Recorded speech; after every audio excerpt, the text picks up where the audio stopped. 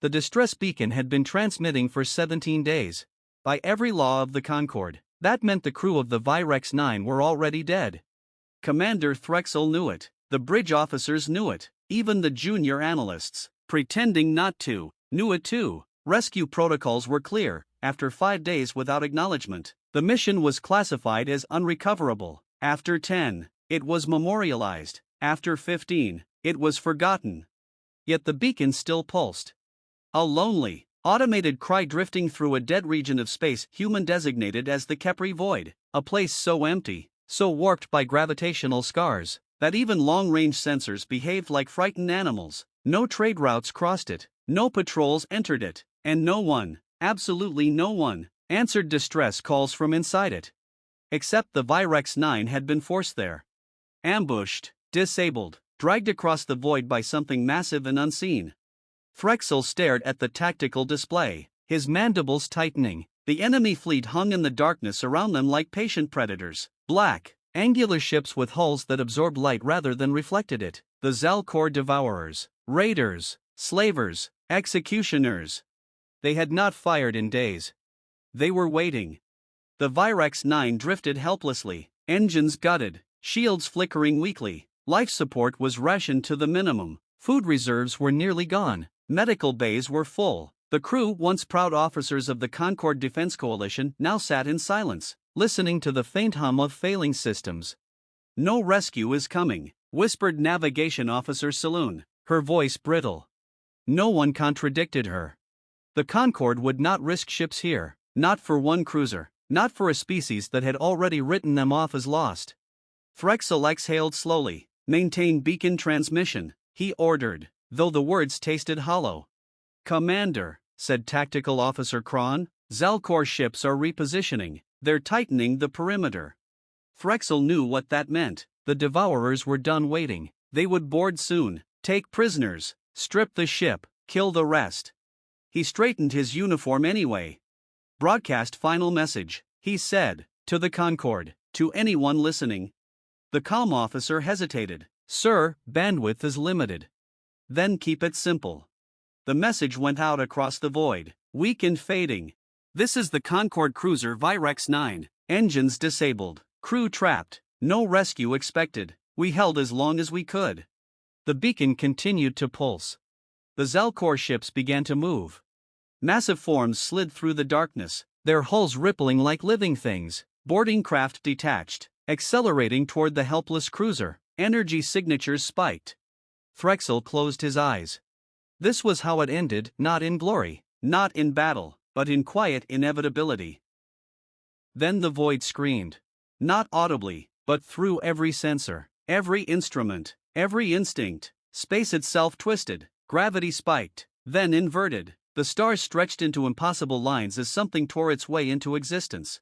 "Commander!" Saloon shouted. "Massive spatial rupture directly between us and the Zalcor." The enemy ships scattered in sudden panic, formations breaking for the first time since they arrived. The rupture widened. Darkness folded inward, collapsing into a singular point and then exploded outward in a blinding surge of light. Something rose from the void. It was enormous. Larger than any ship Threxel had ever seen. Larger than Concorde dreadnoughts. Larger than Zalcor carriers. A slab of armored metal and angular geometry. Scarred and brutal, as if forged for war rather than elegance. Its hull burned with faint blue energy veins. Massive spinal cannons ran along its length like the bones of some ancient beast. Engines flared, not as controlled thrust, but as raw, contained fury. The ship did not glide into real space. It arrived like a verdict. "Identify that vessel," Threxel demanded, his voice cracking. Sensors struggled to lock on, recalibrating again and again. Power readings were off the charts. Weapon signatures made the tactical display flicker. Then a single line of text appeared on the main screen, overriding all other data. UNSC Resolute, Terran Navy, Warship class, undisclosed. Silence fell across the bridge. "Humans," Kron breathed. "The youngest species in the Concorde. Late arrivals, fiercely territorial, militarily secretive. Known for stubborn diplomacy and an unsettling habit of surviving wars they statistically should not. They did not patrol the Kepri Void. They did not answer Concorde distress calls. And yet, the human warship did not transmit immediately. It simply turned. Slowly, deliberately. Facing the Zalcor fleet. The Devourers reacted instantly. Energy weapons charged. Boarding craft aborted their approach, racing back toward their carriers. The black ships formed a loose firing line, their commanders clearly unsure whether to attack or flee. The human ship solved that uncertainty for them. A single spinal cannon fired. There was no warning flash, no dramatic buildup, just a thin, blinding line of compressed energy that crossed the distance in a heartbeat. One Zalcor cruiser simply ceased to exist, its hull collapsing inward before detonating in a silent bloom of debris. The human ship fired again. And again. Each shot was precise, efficient, lethal. The Zalcor fleet erupted into chaos, ships scattered, returning fire wildly. Energy beams struck the human hull and dissipated, shields flaring once, barely reacting.